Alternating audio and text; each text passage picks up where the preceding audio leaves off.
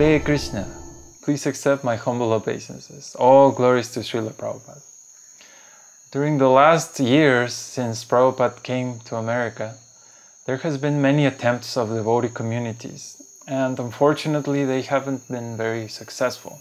There are a few cases, but most of them have been pretty much a disaster. They start very nicely with lots of enthusiasm, and then at some point they just fade away. I have experience myself of forming an ashram, and the complexities of handling different kinds of people and devotees of different countries and like that. And it is basically a problem of Varnashram Dharma. There have been many proposals on how to solve this problem of Varnashram Dharma. And today I want to present to the devotee community one solution that I believe will be very, very easy, practical, and will solve many problems that have happened in communities in the past. Now, when we start spiritual life, we can't say that I have reached a state of pure Vaishnava or pure devotee. We all start from a fallen condition, or most of us, and then at some point we reach certain levels and we keep climbing. So when we begin, we have certain tendencies, certain tastes, and so on. And this can be understood very, very easily by the astrology, the astrological chart. The science of the Vedas called Jyotish explains how to understand what is the Varna and what is the Gana of someone. Varna means am I Shudra, Vaishya, Kshatriya, Brahmana.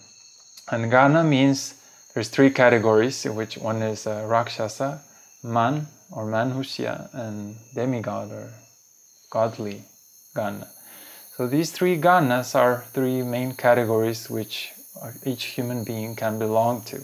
It's a more, Rakshasa is more demoniac or more towards demoniac qualities, and man is more towards human qualities, and Devata towards godly qualities.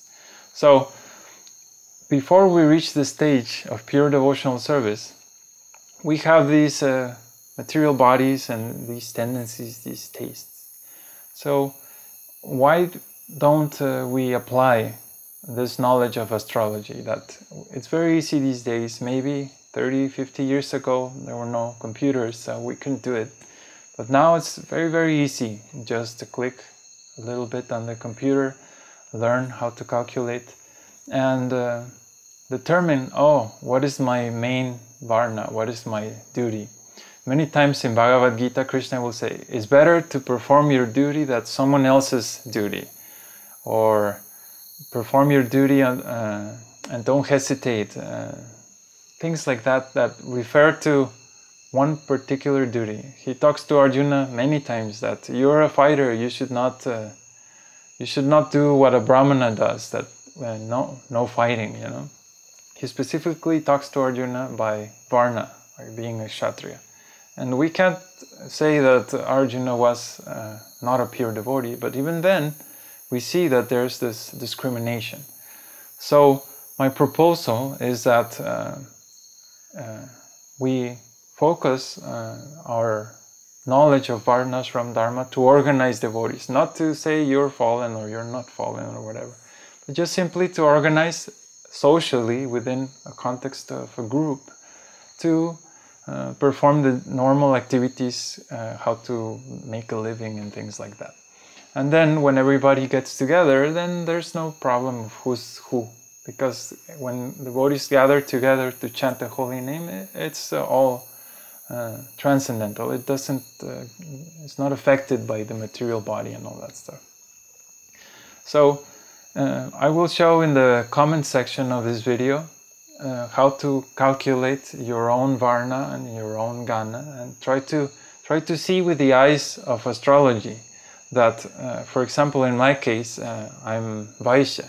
Right? It says in my chart that by birth I'm Vaishya, and my Gana is Manushya. So if I see within myself and study my natural tendencies, I can see lots of qualities like that. And the best part of all is that if we perform those kinds of activities that a Vaishya does, then we achieve success much more easily because it's part of our nature. Just like a dog will bark because that's what dogs do. So a Vaishya will be successful with a cow, taking care of cows, or self-sufficiency, agriculture, things like that. And it is also very key knowledge because every one of us, serious devotees, we want to accept a guru sometime in the future. And if we can study the chart of our guru, then we can understand why Sanatana Goswami in Hari Bhakti Vilas is saying, your guru has to be of higher caste. If you're a Kshatriya, you shouldn't accept a Vaishya as your guru. Before I myself committed the mistake of accepting Shudra as a guru. And that was incompatible. It was, obviously I could see from the very beginning, because you're performing, for example, fasting or things like that, and your own guru is not able to perform that. Well, it's incompatible. So one should have a guru that's qualified and the same caste or higher.